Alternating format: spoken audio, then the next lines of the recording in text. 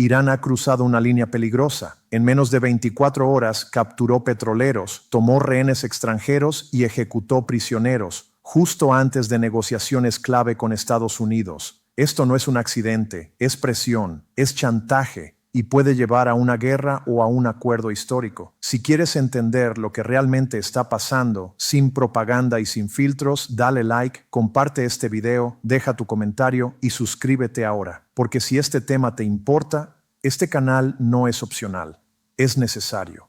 Las fuerzas de la Guardia Revolucionaria Islámica de Irán han pasado oficialmente a la ofensiva. Apenas 24 horas después de fracasar en su intento de capturar un buque estadounidense, unidades iraníes han logrado incautarse de 2 petroleros en el estrecho de Hormuz y han tomado como rehenes a 15 tripulantes extranjeros. Se trata de una escalada grave, calculada y profundamente simbólica. Este movimiento se produce en un momento extremadamente delicado. Las negociaciones diplomáticas están al borde del colapso. El escenario de las conversaciones ha sido trasladado de Turquía a Omán y para agravar aún más la situación, el régimen iraní ha roto abiertamente su palabra al ejecutar al menos a 15 prisioneros en las últimas horas. La contradicción entre lo que Teherán declara en público y lo que hace en la práctica vuelve a quedar una vez más al descubierto. Según la versión oficial de la Guardia Revolucionaria, los 2 petroleros fueron confiscados por presunto contrabando de combustible iraní. En ambos buques afirman haber incautado aproximadamente 1 millón de litros de combustible, alrededor de 6.000 barriles, y lo más relevante, haber detenido a 15 miembros de tripulación extranjera. Sin embargo, el régimen ha omitido información clave. No ha revelado la nacionalidad de los tripulantes, ni los nombres de los petroleros, ni las banderas bajo las que navegaban. El comandante de la Guardia Revolucionaria ofreció una comparecencia pública esta misma mañana, pero de forma muy conveniente no se formularon o no se difundieron preguntas sobre estos detalles esenciales. No existe grabación completa de esa rueda de prensa, lo que deja abierta la posibilidad de que las preguntas se evitaran deliberadamente o que el propio comandante se negara a responderlas. La razón de esta opacidad es evidente. Si entre los detenidos hay ciudadanos estadounidenses, la situación deja de ser una simple incautación marítima y pasa a convertirse en un caso de rehenes. En ese escenario, Irán habría creado de forma intencionada una herramienta de presión directa sobre unas negociaciones que deben retomarse en cuestión de horas. Aún así, esta información no permanecerá oculta durante mucho tiempo. Los sistemas internacionales de seguimiento marítimo permiten identificar con rapidez qué embarcaciones desaparecen repentinamente de los radares. En breve sabremos exactamente qué buques han sido capturados y a quién pertenecen. Y precisamente por eso, el momento elegido no es casual. No se toman rehenes en vísperas de conversaciones diplomáticas, sino es para reforzar la propia posición negociadora o directamente para dinamitar el proceso. Mientras la Guardia Revolucionaria abordaba petroleros en el Golfo, el régimen iraní ejecutaba prisioneros en tierra firme. Según organizaciones de derechos humanos dentro de Irán, fuentes que han demostrado ser fiables durante la represión reciente, al menos 15 personas fueron ejecutadas esta misma mañana, una decisión que llega apenas una semana después de que el ministro de Asuntos Exteriores iraní afirmara en televisión estadounidense que su país no tenía planes de llevar a cabo ejecuciones.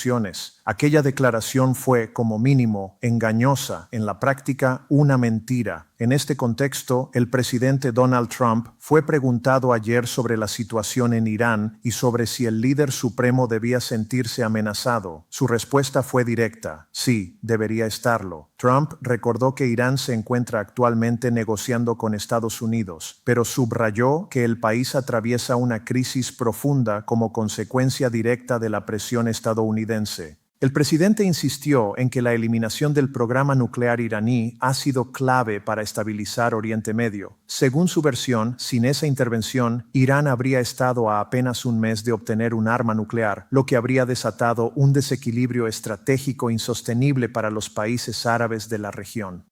Trump defendió la operación militar con un tono marcadamente triunfalista, destacando el papel de los bombarderos B-2 y asegurando que los objetivos fueron completamente destruidos. No obstante, el propio Trump reconoció que existen indicios de que Irán estaría intentando reactivar su programa nuclear en otras ubicaciones. Afirmó que cualquier intento en ese sentido recibiría una respuesta inmediata y contundente por parte de Estados Unidos. Según sus palabras, cuando Teherán trató de regresar a las instalaciones destruidas, ni siquiera pudo acercarse. Y cuando se detectaron planes para iniciar un nuevo proyecto en otra zona del país, Washington dejó claro que las consecuencias serían graves. Así termina esta primera parte del análisis, con un panorama marcado por la provocación, la represión interna y una diplomacia al borde del abismo. Ahora bien, conviene detenerse en el caos diplomático que se desató en las últimas horas, porque lo ocurrido con las negociaciones resulta, francamente, difícil de justificar desde una lógica coherente. A primera hora del miércoles, trascendió que las conversaciones entre Estados Unidos e Irán previstas para el viernes en Estambul habían sido canceladas por completo, suspendidas, sin acuerdo, sin continuidad. El motivo fue claro: Irán exigió cambios de última hora, pretendía trasladar la sede de las conversaciones de Turquía a Omán y además limitar el formato a negociaciones estrictamente bilaterales entre Washington y Teherán, excluyendo a observadores y a otros países árabes que previamente habían sido aceptados como participantes. Estas demandas no se presentaron como una propuesta, sino como un ultimátum. O se aceptaban las condiciones iraníes o no habría diálogo.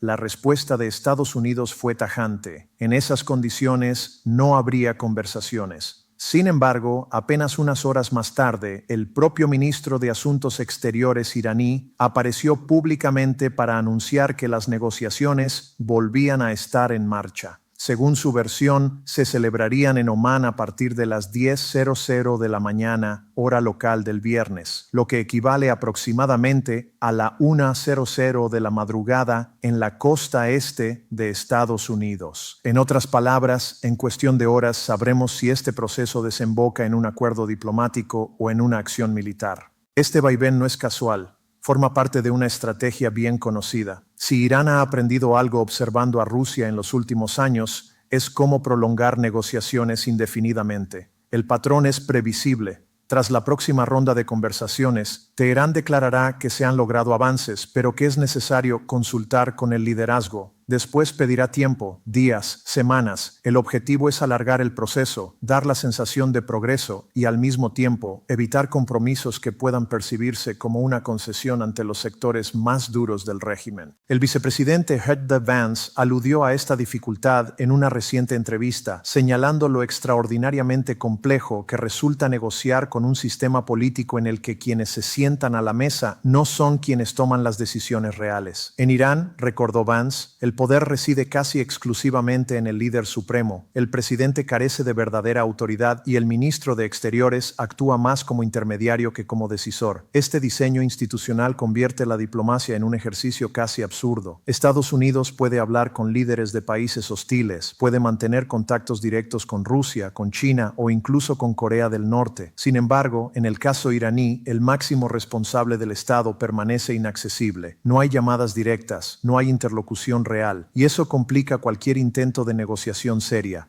El problema central es precisamente ese: quienes negocian no mandan. El presidente iraní no controla las decisiones estratégicas, el ministro de Asuntos Exteriores no tiene poder ejecutivo y toda la autoridad se concentra en la figura del líder supremo, el Ayatollah Jamenei. Desde la revolución de 1979, Jamenei nunca ha salido del país, no mantiene relaciones directas con líderes occidentales y solo interactúa ocasionalmente con figuras como Vladimir Putin o Xi Jinping, además de recibir a dirigentes regionales en Teherán. Este aislamiento le otorga una posición de poder sin responsabilidad directa. Puede permitir que el régimen diga una cosa hoy y otra mañana sin rendir cuentas ante la opinión pública. Y es precisamente esta opacidad la que ha definido durante años la postura iraní respecto a su programa nuclear. Durante décadas, el régimen ha sostenido que no persigue armas nucleares, apoyándose en una supuesta fatua firmada por el líder supremo que prohíbe su desarrollo. Bajo la ley islámica, una fatwa debería tener carácter vinculante. El mensaje oficial ha sido claro. Irán no puede fabricar armas nucleares, incluso si quisiera, porque su máximo líder lo ha prohibido. Sin embargo, esa afirmación no resiste el más mínimo escrutinio. Sabemos que es falsa porque antiguos altos cargos iraníes lo han reconocido públicamente. Exministros y responsables del régimen han admitido que la fatwa ha funcionado en la práctica como una cortina de humo, una herramienta política para tranquilizar a la comunidad internacional mientras el programa avanzaba por otros cauces. Esta desconexión entre el discurso oficial y la realidad operativa es, una vez más, el núcleo del problema, y es lo que hace que cualquier negociación con Irán sea tan frágil, tan volátil y tan difícil de sostener en el tiempo. Sabemos que esta narrativa no se sostiene porque antiguos altos cargos del propio régimen iraní la han desmentido abiertamente. Ex responsables del Ministerio de Asuntos Exteriores, personas que participaron directamente en reuniones con el liderazgo supremo, han reconocido sin ambigüedades cuál era el verdadero propósito del programa nuclear iraní. Sus declaraciones públicas no dejan lugar a dudas. Uno de estos exministros explicó con franqueza que Irán nunca percibió una voluntad real de negociación por parte de Estados Unidos, incluso cuando Washington afirmaba estar dispuesto al diálogo. Recordó que ya en 2002 comenzaron conversaciones nucleares con Europa, en las que Teherán presentó propuestas que calificó de generosas. Aquellas negociaciones, según su testimonio, quedaron bloqueadas por la intervención estadounidense.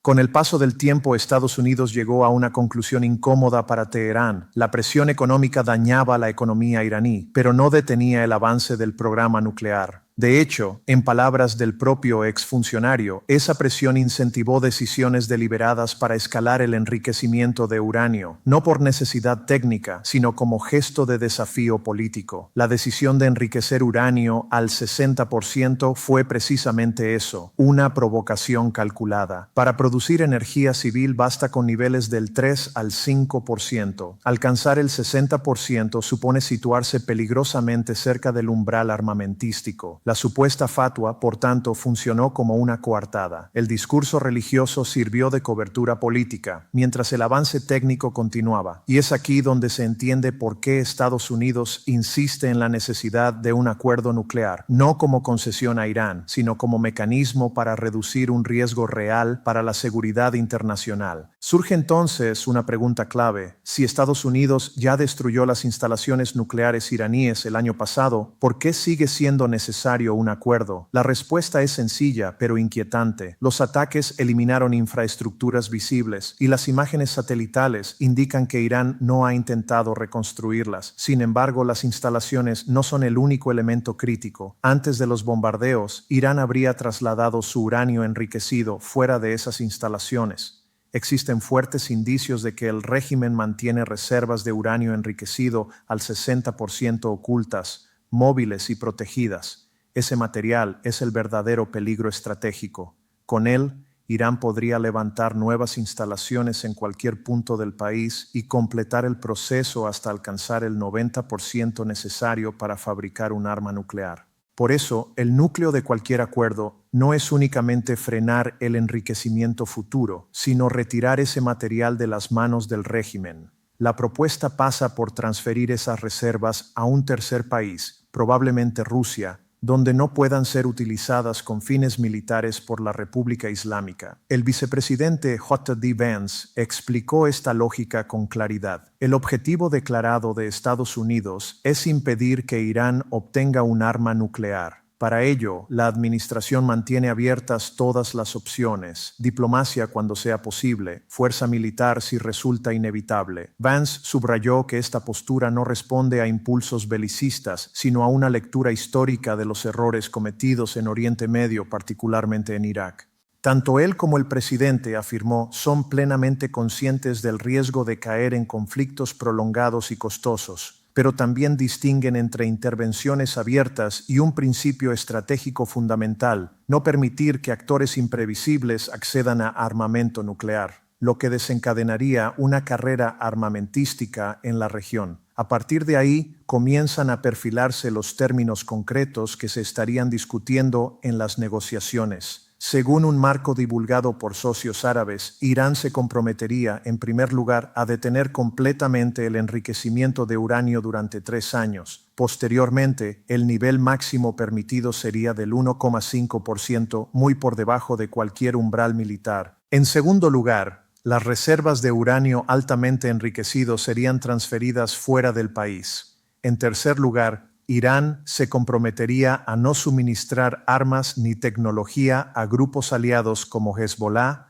Hamas, los hutíes y otras milicias respaldadas por Teherán en la región. En cuarto lugar, el régimen prometería no iniciar el uso de misiles balísticos. Y finalmente, Estados Unidos e Irán firmarían un acuerdo de no agresión. Es importante detenerse en el punto relativo a los misiles. Prometer no utilizarlos no equivale a desmantelar el programa. Washington, con el respaldo explícito de Israel, exige que el programa de misiles balísticos sea eliminado por completo. Irán, sin embargo, se niega. Para el régimen, esos misiles constituyen su principal herramienta de disuasión, especialmente tras la reciente guerra de 12 días. Este punto representa probablemente el mayor obstáculo para cualquier acuerdo viable. Además, han trascendido las exigencias que Estados Unidos llevaría a la mesa de negociación, según informaciones de Al Jazeera, un medio con buenas conexiones dentro del régimen iraní. Entre ellas figuran el desmantelamiento total del programa nuclear, la reducción del alcance de los misiles para que no puedan alcanzar Israel, un mejor trato a los detenidos durante la guerra y las protestas recientes, la reducción del suministro energético a China y un mayor distanciamiento de los grupos proxy en la región. Estas demandas reflejan una brecha considerable entre las posiciones de ambas partes. Aunque no está garantizado que esta lista sea exacta en todos sus detalles, cualquier acuerdo final será público, y entonces quedará claro qué se pidió y qué se concedió. Mientras tanto, la tensión en Oriente Medio sigue aumentando. Cada día, más equipos y activos militares estadounidenses se despliegan en la región. No es un gesto simbólico, es una señal de presión directa sobre Teherán y al mismo tiempo una ampliación del margen de maniobra del presidente estadounidense si las negociaciones fracasan. En las próximas horas sabremos si este pulso diplomático desemboca en un acuerdo o en una nueva fase de confrontación. Hasta entonces, el equilibrio es frágil y las decisiones que se tomen marcarán el rumbo de la región en los próximos años.